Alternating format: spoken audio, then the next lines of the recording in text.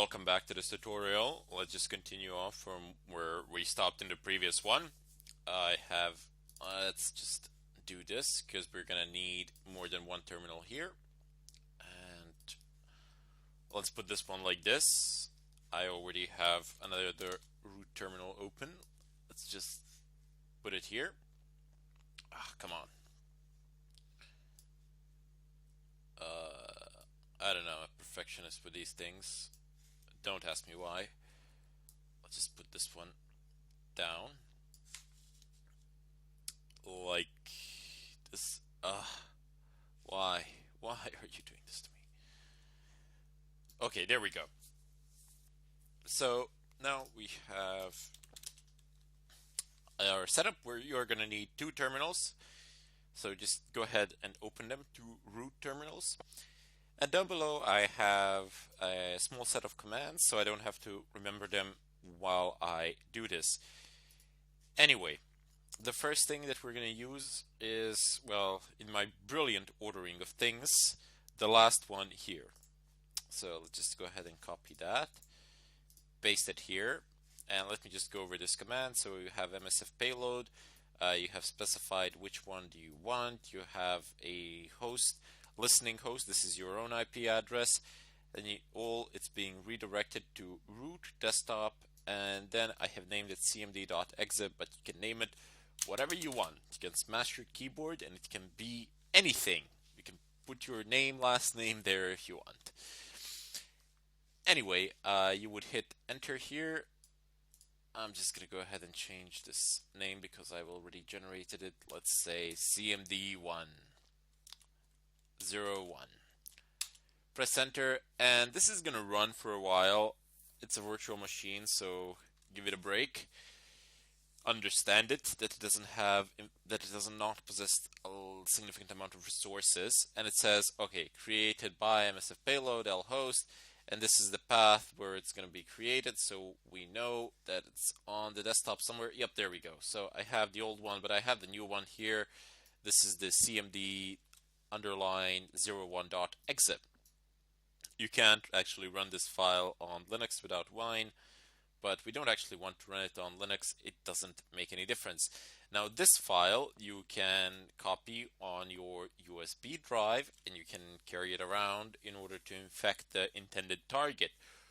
Or you can actually force the download by, I don't know, pretending as it's an upgrade feature for web browser or something of a kind. Once you have the command of somebody's DNS, of your intended target's DNS, we can pretty much redirect them anywhere and do whatever you want.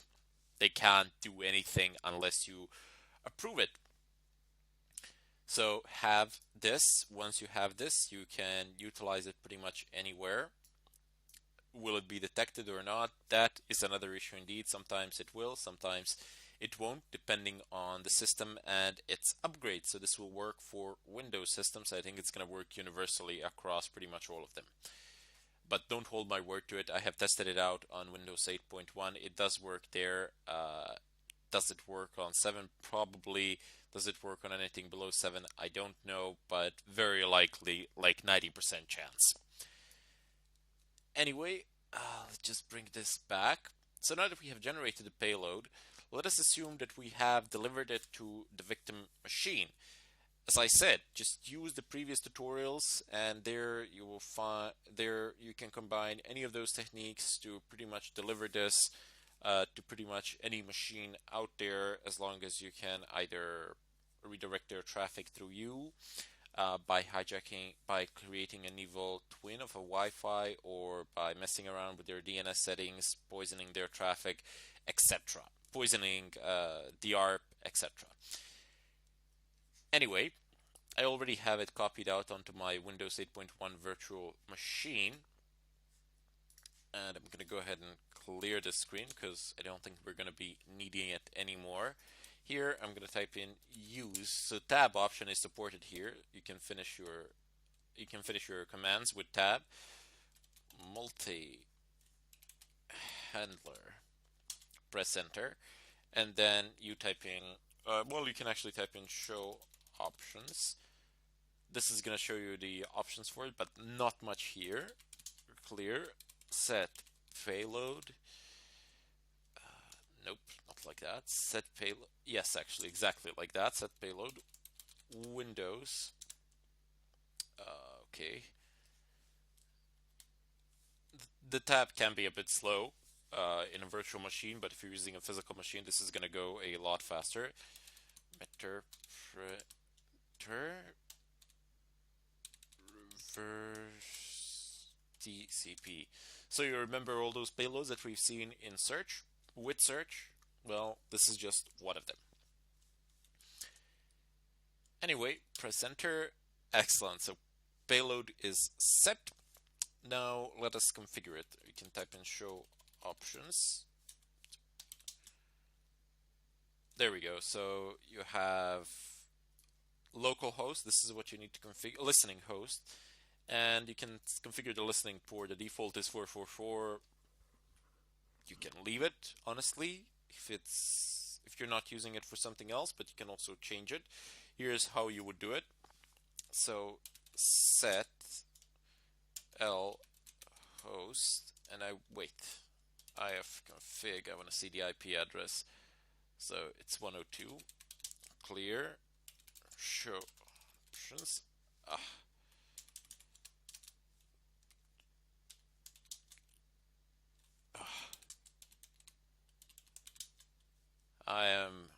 Oh wow, my keyboard skill is amazing, right? Anyway, now that we have this, I just want to keep the screen up there so you can see the options. Just type in set, very simple, plain English language. What you want to set host to listen on, set L host, and that is going to be 192.168.1.102. This can also be your external IP address, your public IP address. As I've said in the previous tutorial, you just need to configure the DMZ on your router. That is different from one router to the next, but it's just one option. You absolutely have to have a DMZ on a router. It's always there. If you don't know how to do it on your particular router, I mean, go log into it, look for it. If you really can't find it, type in your model number in the net and type in how to set the DMZ for this model. You should be prompted with a large supply of legit answers. Anyway, set listening host set. That's well, maybe not listening host, as it says up there the listening address, but host needs to have an address. Anyway, the same thing you would do for port if you wanted to change it. So set L port, and then you would type in some number here, which would reflect the port that you wish to listen on. I'm just going to leave the default. I don't really see any reason to change it. Keep in mind that the L port needs to be the same as the... Actually, no, it doesn't need to be the same. You can just leave it like that, but also it can be set here. Doesn't matter. Yeah, you would actually be able to set it here as well. If you set it here, then it needs to be the same as here, but if you didn't, you can just leave it as it is. No problems, no need to conduct any changes there. It depends how you configure, it depends how you use and configure these commands. Then you need some options or don't need some options, etc. But I just decided to go at it this way. So we've configured the host, and I'm gonna go ahead and clear the screen. Show options. I want to confirm that I have set it, and there you go. So it says lhost, and then there's an IP address. I prefer clearing up the screen, but if you prefer to see the stuff that you have configured and then run some commands, feel free to do that as well. You don't need to clear the screen as much as I do. Anyway, type in exploit, press enter. It says started reverse handler on 192.168.1.102 : this is the port, and starting the payload handler. Okay, now where is my Windows machine? So now I'm here in my Windows machine, and this is the script. So cmd.exit basically you can name it whatever you want. You can present it as whatever you want. There are many other ones like DLLs and stuff of a kind. You can see it with a search command. Feel free to explore further on that, and I do encourage you to explore there and to discover many more options that Metasploit has to offer. Because if I was to make a detailed overview of Metasploit, that would probably I would probably need to make like 3 courses, and I still wouldn't cover half of the options in there. But anyway, uh, try new things and ask whatever you feel like in the discussions. I will be more than happy to help you out with anything related to this. It doesn't necessarily need to be in the tutorials. It can be something outside of the tutorials regarding Metasploit or something of a kind, because it is a rather large framework. So if you need help with it, just post it there. I will be glad to help you out in any way that I can.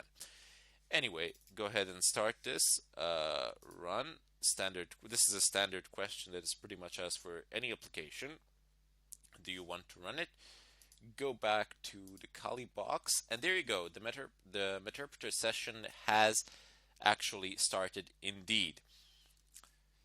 So, what do we want to do here? Show UUID. Is that it? Nope. UUID. Is this the one? Upload. No. Show. Oh well, doesn't matter. I can. When you enter the Meterpreter session, things tend to change a little bit, but you can just type in shell, and there we go. So channel 1 created, Microsoft Windows, Microsoft all rights received. What I wanted to show you previously to this is the ID of the computer that we have seized, how it is marked, but doesn't really matter. You can, when you can get, it's a username. I do believe it's a username, but it doesn't really matter. As I said, you can just go in here and you can see that we are in C users creator desktop.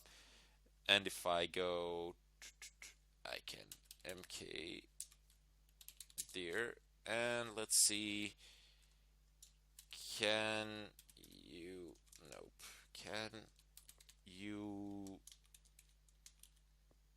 see me? Okay, there, can you see me? Let's go back to our Windows machine. Where is it? Excellent, there it is. So there's a folder in it. It says, "Can you see me?" Fantastic. Oh, yeah, my music in the back. Where is it? Where is it? Come on. Kali, there we go. So I'm guessing that the power off is not going to work, but let's try it anyway. Power off is not recognized. Okay, so shut down.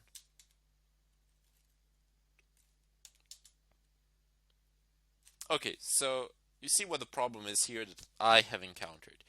Immediately, you're using one operating system, and you've just been prompted with a command line of another operating system. That can be problematic. Why? Because those two command lines are completely different. Let's try reboot. No, it won't actually run. Let's try help. Let's try help shut down. And I get more options that I really wanted here, but let's go. We need to, this is a simulated scenario, and we need to actually, it's clear? No, it's not. In Windows, it's CLS. But it doesn't clear the current screen, so that's kind of weird. So you see, Meterpreter shell is not exactly what you expected it to be, but you still have a full access to the machine that the current user has that has ran the script. Now, in addition to this, you can apply some other scripts if you want to run them as well. You can run whatever you want, just make a file or something of a kind and do whatever you want. Let's go Notepad. Again, my music. Excellent, so we have Notepad that has started here, which is rather interesting. And yeah, this is not what you want at all. Let's see if this is. Let's see if the something. Let's see if another trick will work. Note. I can. Oh, okay. I can do this. Echo. Anybody there? Then I can reroute that to, I don't know, blah.txt.